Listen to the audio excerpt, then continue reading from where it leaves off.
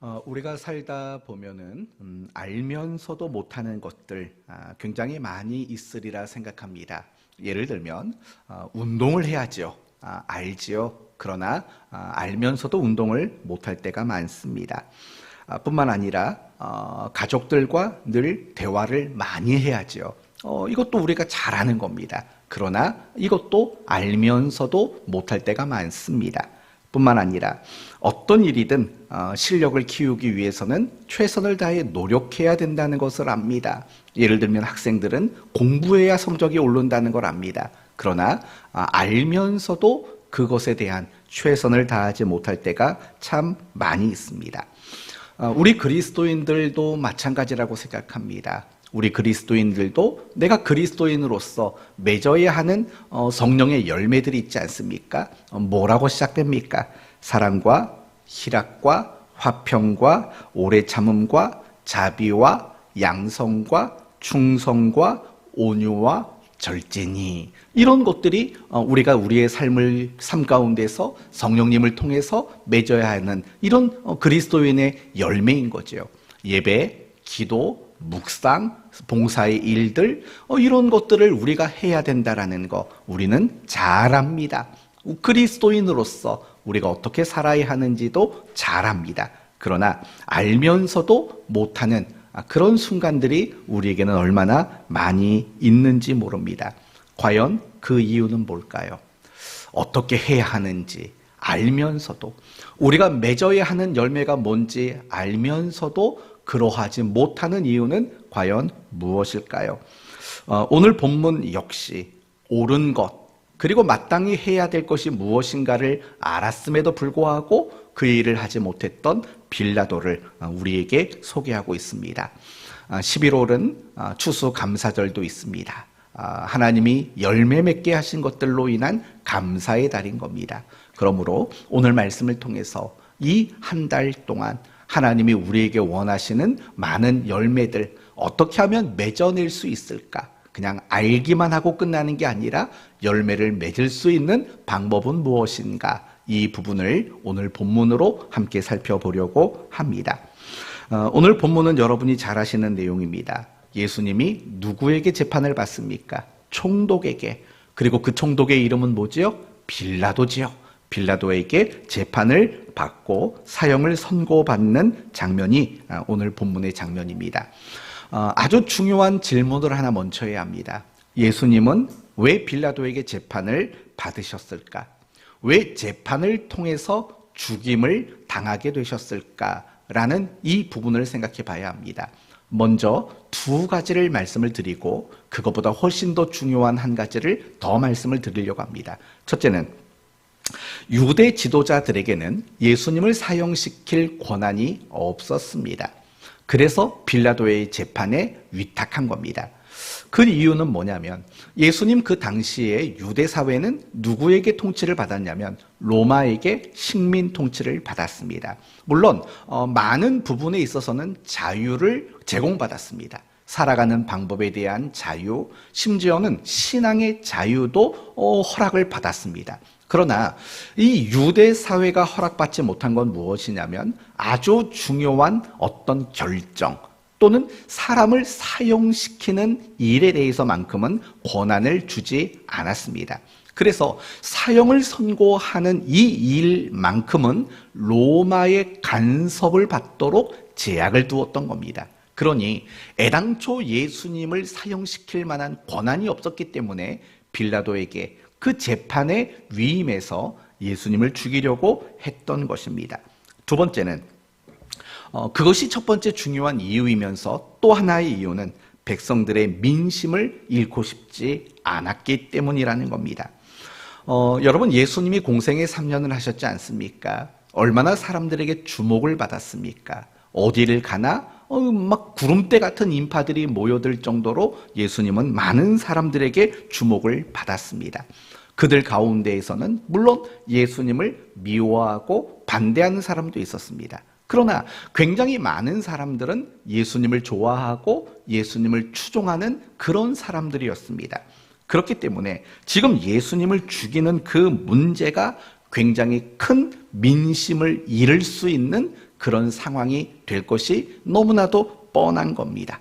예수님을 죽이고 싶었지만 자기 마음대로 어떻게 했다가는 백성들에게 마음을 잃어버릴 수 있는 그런 부담스러운 상황이 지금 만들어졌기 때문입니다. 그래서 이 모든 부담스러운 문제들을 로마로 떠넘기기 위함입니다. 이것이 그들이 생각한 이유인 겁니다. 사형을 선고할 수 있는 권한이 없는 것과 민심을 잃고 싶지 않은 이 두 가지 마음 때문에 유대 지도자들은 예수님을 빌라도에게 끌고 와서 사형을 선고받도록 만든 겁니다. 그러나 지금부터가 진짜 가장 중요한 이유입니다. 그것은 무엇이냐면 예수님의 죽음이 무죄한 자의 죽음이라는 것을 선언하고 증거하기 위해서 재판을 받으셨다라는 겁니다. 이 말씀을 여러분이 잘 이해하셔야 합니다. 예수님은 단지 그냥 죽으신 게 아니라 무죄하신 자로서의 죽임을 당했다라는 것, 그게 사실은 이 빌라도 재판에서 확연히 드러나는 증거되는 제일 중요한 내용입니다. 그 부분을 지금부터 설명해 보겠습니다. 14절 말씀을 보십시오. 14절을 보시면 한마디도 대답하지 아니하시니 총독이 어떻게 됩니까? 크게 놀라워하였더라. 여러분, 여기서부터 빌라도는 이미 마음이 갸우뚱하고 있는 겁니다. 정말 예수가 죄인이 맞아? 라는 생각이 들기 시작한 겁니다. 왜 그렇습니까? 보통의 경우에는 재판을 받을 때 그 죄인에게 네가 뭐 잘못했지? 라고 말하면 그 죄수는 사형을 당하지 않으려고, 적어도 빌라도에까지 왔다면 뭐 그 결정 나는 것은 사형인 거 뻔한 거 아닙니까? 죽지 않으려고 이런저런 자기 변호를 냈을 겁니다. 그러나 예수님에게도 빌라도는 질문을 합니다. 네가 유대인의 왕이냐? 라고 말을 합니다.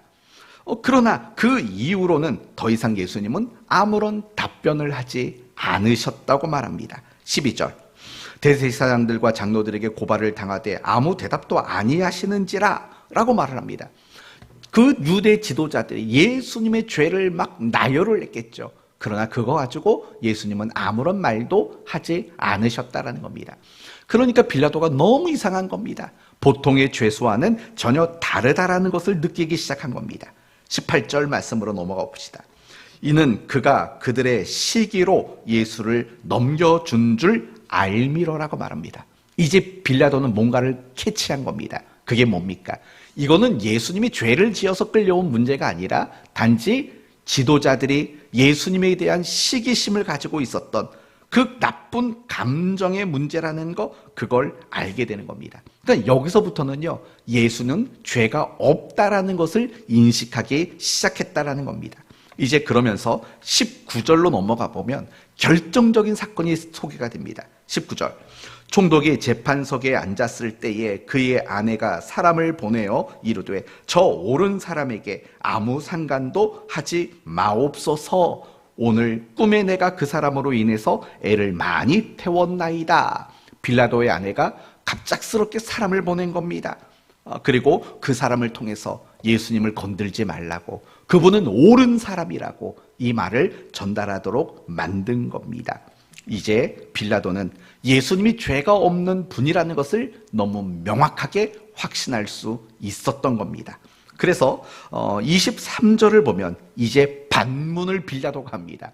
원래 예수님이 반문해야 되는데 빌라도가 반문을 합니다. 23절. 빌라도가 이르되 어찌 미냐? 무슨 악한 일을 하였느냐? 라고 도리어 되묻고 있습니다. 여러분, 이 말 속에 담겨있는 뜻은 뭡니까? 예수는 아무런 죄가 없다라는 겁니다. 근데 도대체 왜 고소하고 왜 고발했냐라고 지금 빌라도가 묻고 있는 겁니다. 결국 여기서 우리가 알 수 있는 건 뭐냐면 빌라도는 예수님이 아무런 죄가 없다는 것을 알고 있었습니다. 그리고 풀어주고 싶은 마음이 있었고 또 나름대로 예수를 풀어주기 위해 노력을 했다는 것을 우리는 알 수 있게 되는 겁니다. 그런데 24절을 보면 빌라도가 아무 성과도 없이 라고 말합니다. 풀어주려고 노력했는데 아무런 성과가 없었습니다. 아무것도 달라지지 않았다라는 겁니다. 그래서 어떻게 한 겁니까? 결국은 유대 지도자들이 바라고 있는 사형을 선고하는 일을 빌라도는 하게 되는 겁니다. 여기서 이 빌라도의 재판을 통해 우리에게 지금 누누이 강조하고 있는 건 뭡니까? 예수님은 죄가 없다. 예수님은 죄가 없다는 겁니다. 죄를 밝혀내기 위한 재판상에서 도리어 예수님은 죄가 없는 분이라고 명확하게 발견되고 있다는 거예요. 이 빌라도의 재판, 오늘 이 본문을 읽는 사람마다, 여러분 이게 불신자라 할지라도 이 문장을 읽는 사람들이 과연 예수가 죄인이라고 느끼겠습니까? 전혀 죄가 없는 무죄한 자로서 예수가 죽었다라고 밖에는 이해할 수 없는 거죠. 이게 바로 빌라도의 재판이 우리에게 주는 가장 중요한 메시지인 겁니다. 왜 빌라도의 재판에 의해 죽임을 당했냐고요? 그럴 권한이 없어서, 또 더 나가서 민심을 잃을까 봐 두려웠던 지도자들의 마음 때문에. 하지만 그것은 표면적인 인간적인 이해일 뿐이지, 가장 중요한 것은 예수님은 죄가 없는 무죄한 자로서의 죽임을 당하신 분이시다. 그걸 보여주는 게 바로 이 빌라도 재판에 있어서 가장 중요한 핵심이라고 말할 수 있는 겁니다. 사랑하는 성도 여러분, 예수님은 십자가에 못 박혀 죽으셨습니다. 그것은 그분의 죄로 인해서 죽은 게 아닙니다. 예수님은 죄가 없는 분이십니다. 그건 성경에 많이 나옵니다. 마태복음 27장 54절로 넘어가 보시면 예수님이 십자가에서 죽으셨을 때 이런 일이 일어납니다.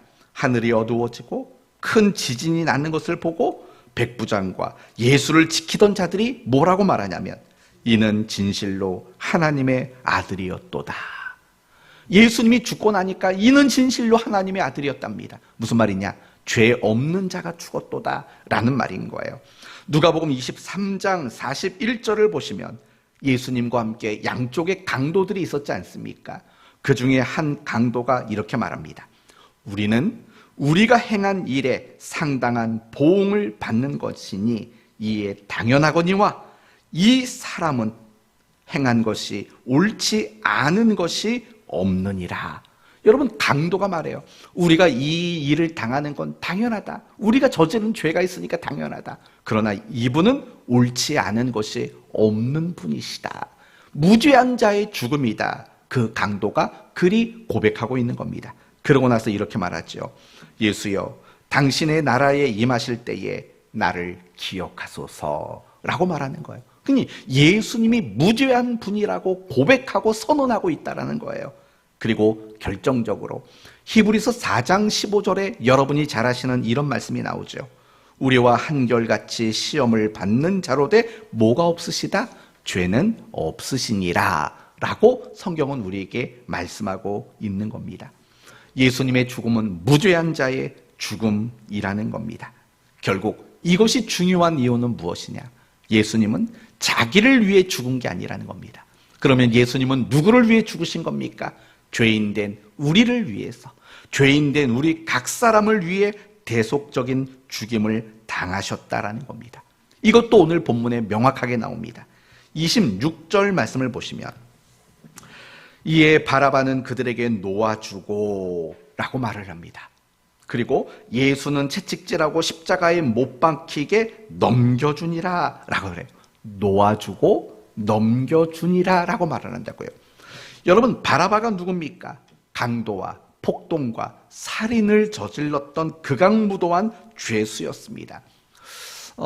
당시에는요, 이스라엘의 3대 절기가 있지 않습니까? 유월절, 초막절, 초실절 또는 맥추절, 이런 3대 절기가 있습니다. 이 3대 절기 때마다 특별 사면이 있습니다. 뭐 우리나라로 그렇잖아요. 성탄절이 다가오면 성탄절 특사, 특별 사면, 뭐 광복절이 오면 광복절 특사 해서 특별 사면에서 많은 죄수들이 형기를 중단하고 풀려나는 그런 것들이 있지 않습니까? 유대 사회도 마찬가지입니다. 특히 6월절에는 특별 사면이 굉장히 많았던 시대입니다.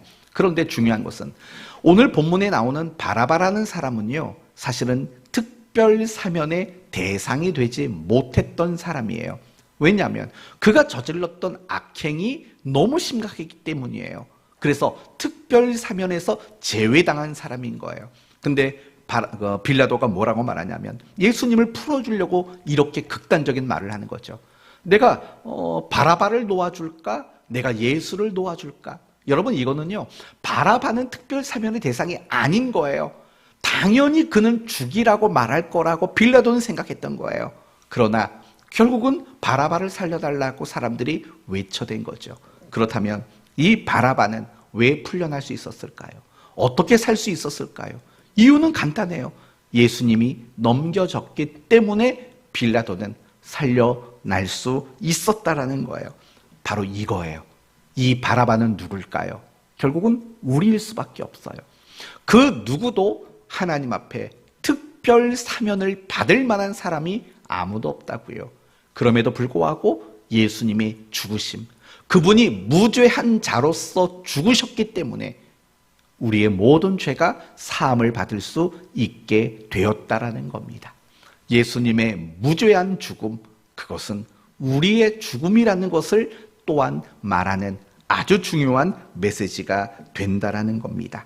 사랑하는 성도 여러분, 11월은 감사의 달로 우리가 매년마다 지키지 않습니까? 이번 11월 한 달은 예수님이 나의 죄를 위해서 십자가에 죽으셨다라는 그 감사를 고백하는 한 달 됐으면 좋겠습니다.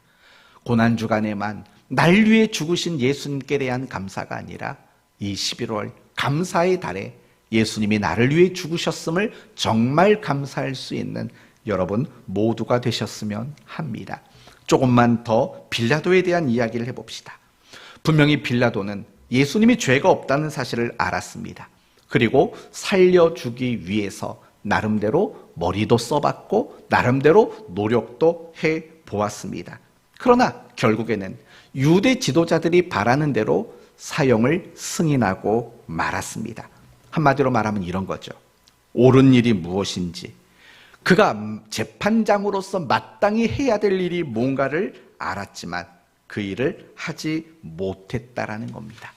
마땅한 그 일에 대한 열매를 맺지 못했다라는 겁니다. 그렇다면 이제 생각해 봅시다. 빌라도는 왜 마땅한 열매를 맺지 못했을까요? 당연히 자기가 해야 되는 그 일을 하지 못한 이유는 뭘까? 역시 24절에 나옵니다. 빌라도가 아무 성과도 없이 도리어 무엇이 날까봐 염려했습니까? 밀란이 나려는 것을 보고 라고 말을 해요. 밀란이 나려는 것을 보고. 그 시기가 6월절이었습니다. 6월절에는 예루살렘에 여러 나라에 흩어졌던 이스라엘 유대인들이 모입니다. 200만 명 이상 모였다고 말을 합니다. 그리고 크고 작은 폭동들이 자주 일어났던 그런 때였습니다. 그런데 더욱이 지난 3년 동안 이스라엘 지역을 떠들썩하게 만들었던 예수님의 재판인 겁니다. 여러분, 이 예수님의 재판은 빌라도에게 양날의 검과 같았을 겁니다. 만약에 이 재판을 잘 처리하면 황제에게, 로마 황제에게 두터운 신임을 얻게 되었을 겁니다. 그러나 만약에 이 재판을 잘못 처리해서 밀란이 만약에 나게 됐다면 어쩌면 빌라도는 더 이상 그 총독의 자리를 지킬 수 없게 될 수도 있는 상황인 거예요. 그러니 양날의 검인 거죠.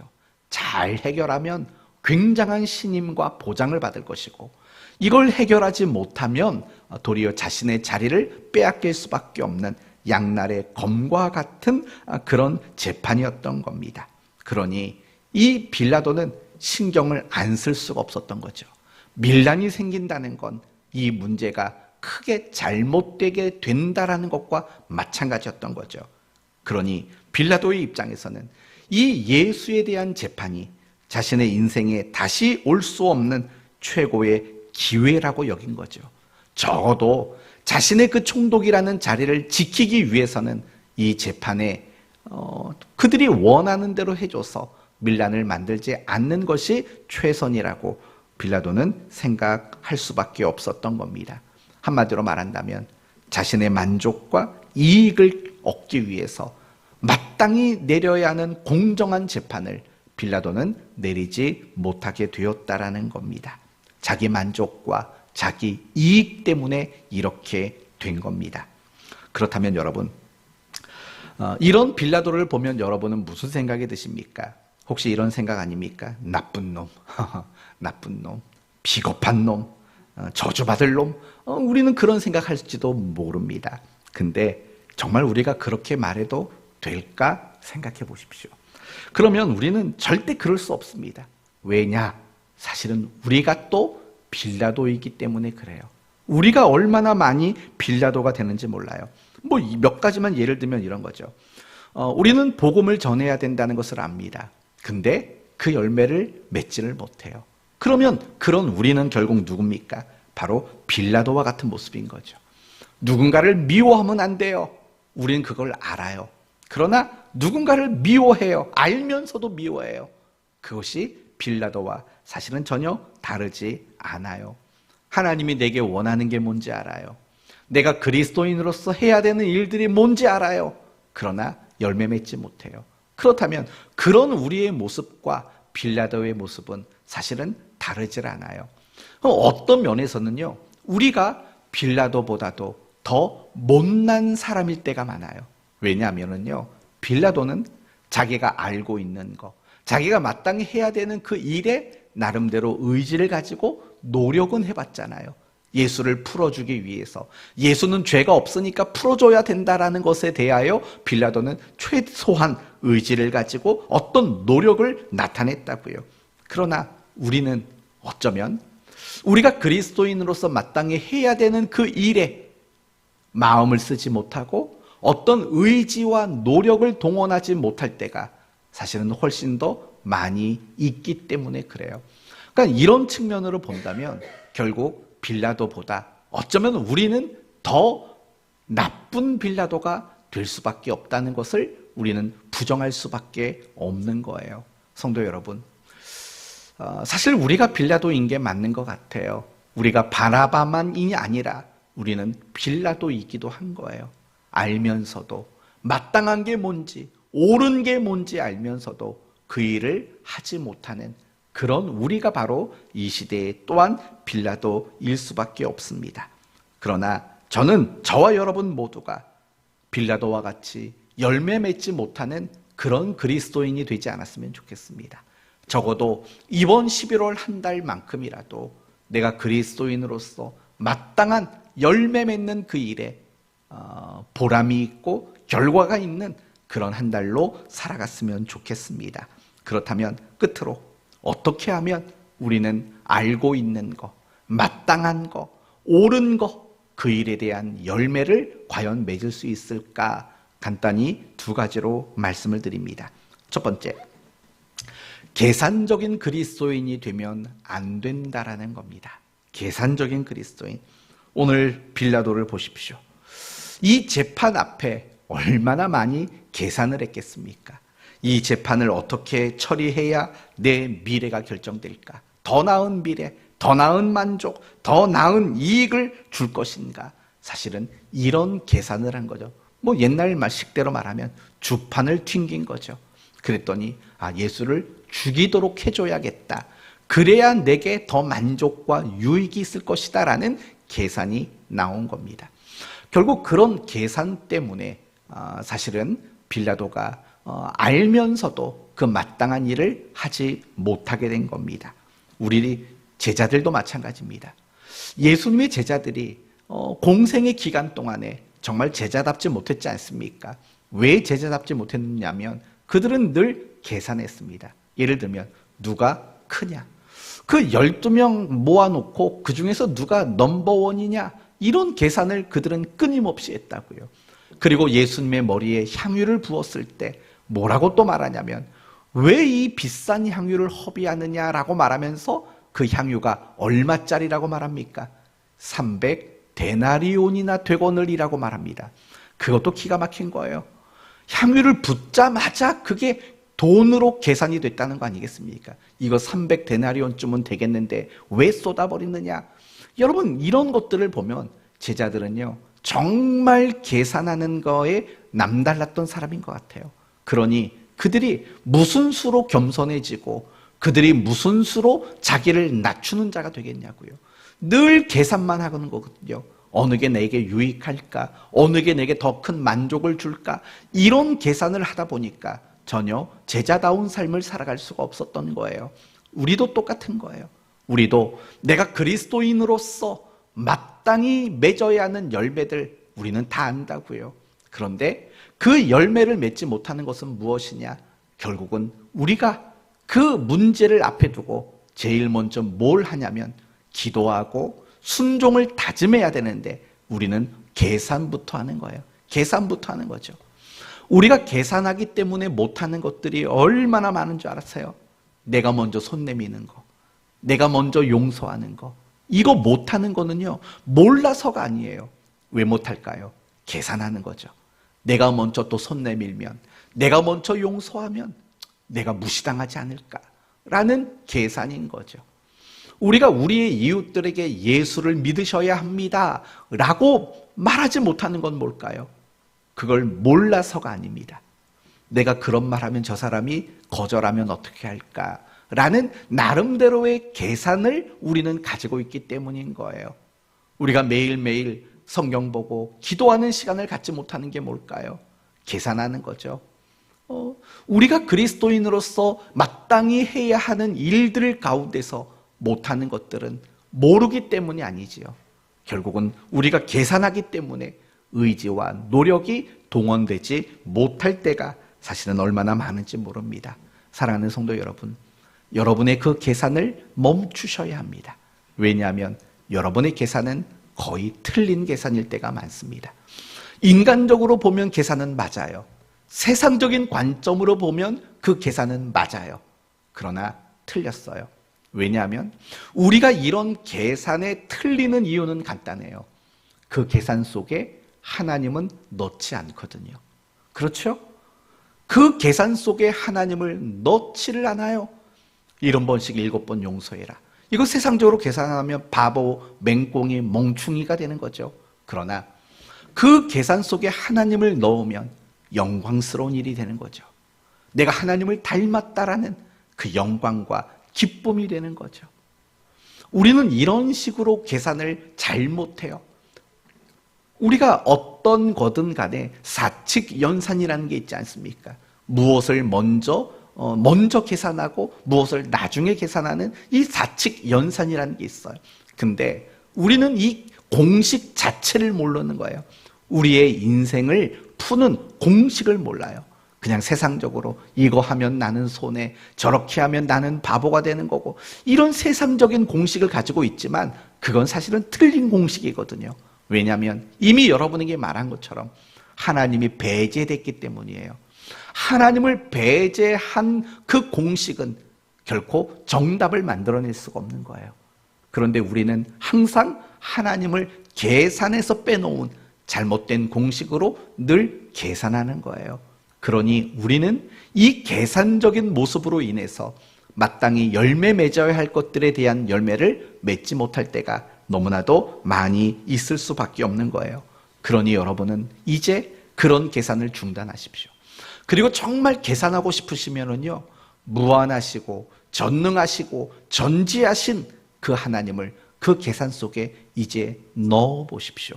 그러면 여러분이 맞이하는 답은 달라지게 될 겁니다. 그리고 성령님이 여러분의 마음에 주시는 그 감동을 좀 따라 보십시오. 저는 이런 얘기할 때마다 옛날 신앙의 선배들이 했던 말이 떠올라요. 기도하는데 하나님이 아무개 성도에게 소고기 한 근 사다 주라고 그랬다. 뭐 옛날에 그런 말 많이 있지 않았습니까? 근데 요즘에는 그런 게 없어요. 요즘에는 성령님이 감동을 안 주시나 봐요. 그런 건 아니잖아요. 우리가 그만큼 마음이 강팍해진 거잖아요. 하나님은, 성령님은 항상 우리 마음속에요, 계속 감동을 주신다고요. 기도해야 돼 라는 감동, 금식해야 돼 라는 감동, 네가 가서 좀 도와야 돼, 네가 그 사람을 위로해야 돼 라는 다양한 감동을 우리에게 주신다고요. 우리는 그 감동을 거절하며 살아가는 거예요. 그러니 우리는 열매를 맺지 못하게 되는 거예요. 항상 성령의 감동을 따르시는, 그리고 여러분의 계산 속에 하나님을 넣을 줄 아는 여러분이 되신다면 열매가 맺어지지 않겠습니까? 끝으로 한 가지 말씀드립니다. 은혜를 알아야 됩니다. 하나님의 은혜. 여러분, 오늘 본문을 보면 하나님이 빌라도에게 은혜 주신 사건을 알고 계십니까? 오늘 본문을 자세히 보세요. 빌라도에게도 은혜가 임했어요. 그게 바로 19절이에요. 19절 말씀을 보시면 총독이 재판석에 앉았을 때 그의 아내가 사람을 보내어 이르되 저 오른 사람에게 아무 상관도 하지 마옵소서. 오늘 꿈에 내가 그 사람으로 인하여 애를 많이 태웠나이다. 하나님은 이 빌라도의 아내에게 그리고 이 아내를 통해서 빌라도에게 은혜를 끼쳤다고요. 저분은 옳은 분이야. 함부로 판단하면 안 돼. 손대지 마. 이미 은혜가 임한 거예요. 그러나 빌라도는 그걸 은혜라고 생각을 전혀 못했던 거예요. 그러니 잘못된 판결, 열매 맺지 못하는 결과가 그에게 나타나고 만 거예요. 우리도 똑같은 것 같아요. 내가 마땅히 해야 되는 일, 내가 그리스도인으로서 열매 맺어야 되는 그 일을 못하는 건 뭐냐면요, 내가 은혜 받은 것들을 모르고 있기 때문에 그래요. 내가 하나님께 얼마나 큰 은혜를 받았는가, 그걸 모르기 때문에 우리는 열매 맺는 자리로 못 나가는 거예요. 그러니 반대로 말한다면 내가 열매 맺는 자리로 나가기를 원한다면 하나님이 내게 베풀어 주신 그 수없이 많은 은혜들을 깨달을 때 우리는 열매 맺는 자리로 나가게 되는 거예요. 사도 바울은 사도로서, 선교사로서 얼마나 많은 열매를 맺었습니까? 그럴 수 있었던 이유가 뭔지 아십니까? 고린도전서 15장에 이런 말이 나오죠. 그러나 내가 나된 것은 오직 나와 함께 하신 하나님의 은혜로다 라고 말한다고요. 은혜를 아는 만큼 우리는 열매를 맺어요. 이거는 정확해요. 내가 은혜를 얼마나 아느냐, 내가 그 은혜를 아는 것만큼 우리는 그리스도인으로서 삶의 열매를 맺을 수 있게 되는 겁니다. 그러니 이번 한 달도 하나님의 은혜를 많이 깨닫고 인정하고 고백하는 여러분이 되신다면 충분히 지금껏 맺지 못했던 열매들을 얼마든지 맺을 수 있게 되리라 생각합니다. 이제 말씀을 마치겠습니다. 우리는 이미 진리 안에 들어왔습니다. 그리고 수없이 많이 배웠습니다. 그래서 우리는 그리스도인으로서 무엇을 하고 어떻게 하고 어떤 열매를 맺어야 하는가를 우리는 이미 알고 있습니다. 그런데 알지만 우리는 열매를 맺지 못할 때가 많습니다.